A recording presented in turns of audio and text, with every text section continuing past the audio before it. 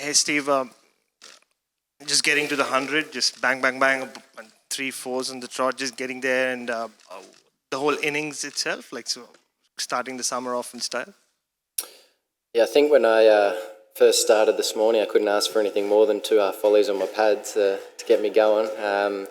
That was nice to get over that milestone, but no, it was proud of the way I played. I thought I applied myself nicely. Left well yesterday morning. Hit the balls in my area, and it was pretty solid in defence. So felt good out there. Obviously, a really good partnership with Trav, who batted beautifully. In that middle session yesterday, I thought the way he took the game on, put the pressure back on their bowlers, got them off their lengths, which I think helped me at the other end as well. Set us up for a nice innings. Just from a bowling perspective, Steve, was there a conscious decision to attack the stumps a lot more when you guys were bowling compared to whatever India did? Obviously, you had the bowls and the LBWs, but just overall the line. Yeah, I think just hitting that sort of 6 to 8 metre length at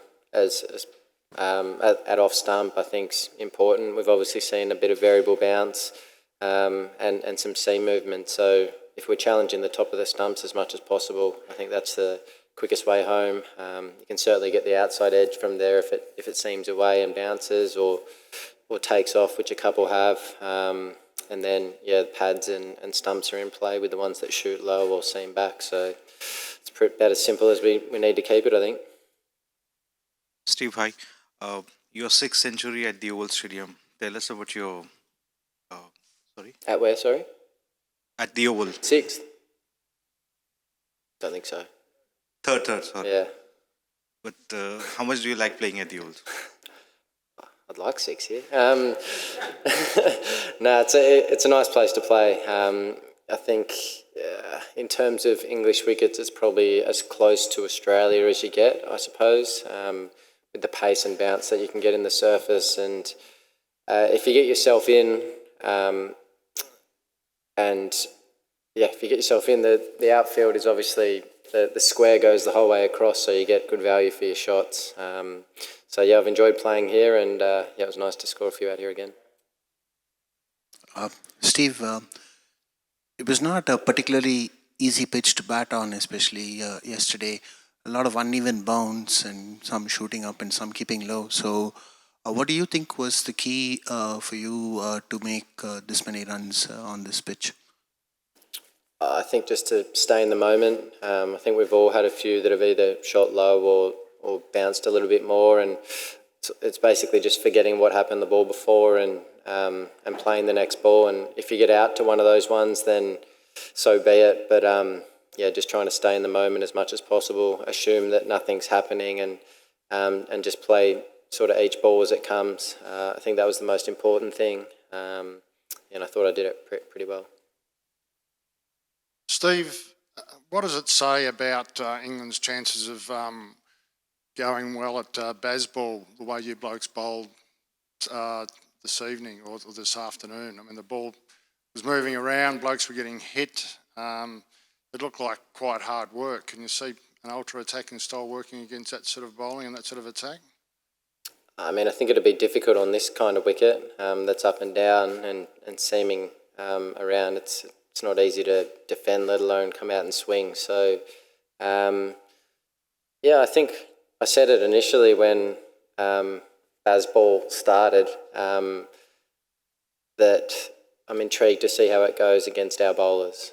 I've said that all along. So, they've obviously done well against some other attacks, but they haven't come up against us yet. So, we'll see. It's obviously been exciting to watch. I must say I've enjoyed watching the way they've played and the way that I guess they've turned things around in the last 12 months or so. But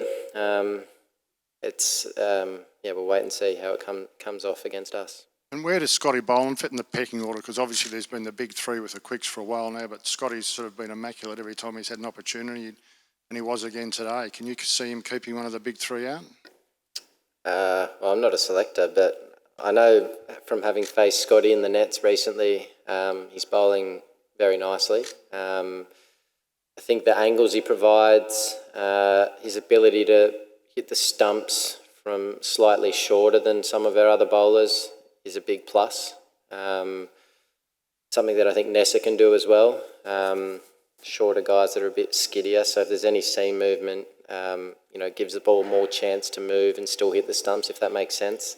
The skills he possesses, magnificent. He's turned up every time he's had an opportunity. So whether he's leaving any of the big three out, I don't know the answer to that, but he's certainly a quality prospect, as we've seen for a couple of years now, every time he's had his opportunity. So we'll see how we go. Steve, during one of the breaks in play, Ricky Ponting did a segment for TV back home where he was looking at the guard that David Warner's been making. Looks quite unusual and quite deep. Has that caused any of the rest of you any issues, sort of where you would almost fell in it. Has it been off-putting, and have you had to sort of move around it at all? I didn't really move around it. I got used to it eventually, but almost twisted my ankle the first few balls I faced out there, to be honest. But and then I sort of got used to it. But it was odd. I've never experienced that before on that side, really. You occasionally get the edge of the foot marks. The back end of a game, second innings, where you kind of fall into them and you're a bit, I don't know, just off balance. But when I'm moving to off stump and I've got this hole there, it was something I hadn't experienced before. But maybe we need to do it more often. It worked for me, so he can keep digging that hole, I suppose. Yeah, I mean, just following up on that, did you know, Dave, as someone who bats after Dave, did you know that was going to happen, and any issues in terms of what you can do to the pitch, in that respect? I had no idea that it was coming until I walked out, marked my guard and saw this big hole there, and I was just wondering who made this. And I think I asked Marn, I said, what's going on down the end here? There's this big hole that I'm about to fall into. It was odd, but whatever the batter needs, I suppose, to get themselves in a good position. Steve, can I just ask from a technical point of view, Steve? You spoke a lot leading into last summer about your trigger movement and how you changed that a little bit. Have you kind of brought it back a little bit more, where you're moving a bit more across your stumps? Yeah, I quite like it for English conditions and the way the ball bounces over here. It obviously worked when I was here last time.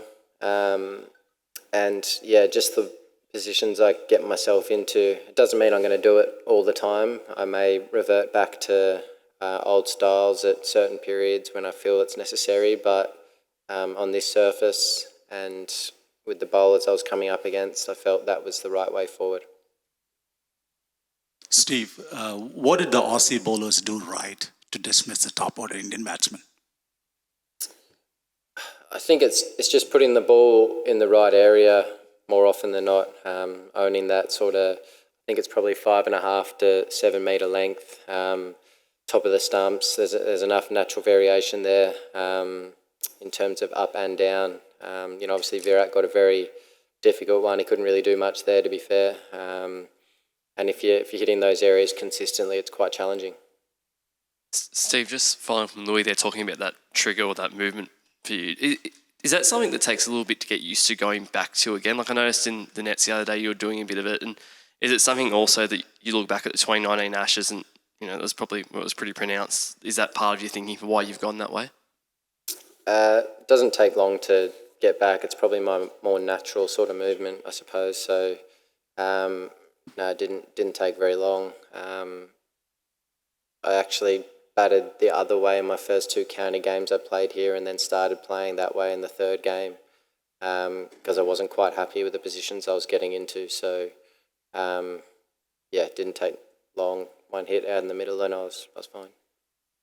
Steve, had Pat been having any trouble with no balls in the nets at all, and given he's bowled 4 of them? I'm not sure. That's a question for him, I suppose. I'm not looking at his front foot. Obviously that hurt. No balls are costly, and you want your bowlers behind the line as much as possible. And Jinx is still out there, so no balls are never good.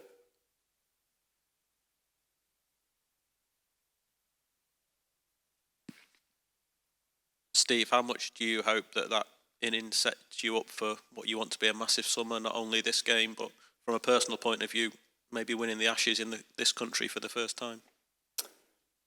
Yeah, hopefully. It was nice to spend a lot of time out there against some good bowlers on a challenging wicket. After getting sent in, so I'll take a lot of confidence out of that, and hopefully can keep building and have a successful summer.